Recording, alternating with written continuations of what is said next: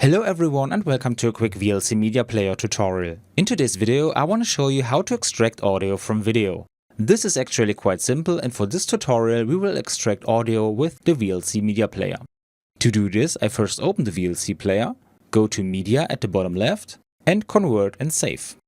In this menu I now need to add the video file for which I want to extract audio. I click on Add and select the file on my desktop.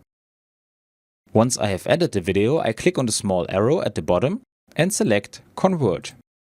Here we have to change the settings from a video profile to an audio profile, like MP3, and search for a storage location.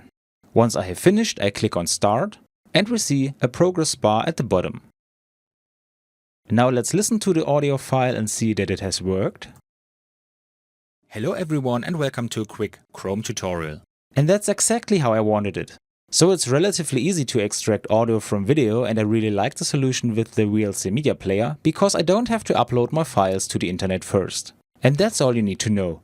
I hope you enjoyed the video and I will see you again in the next tutorial. Until then, your tutorial guy. Bye!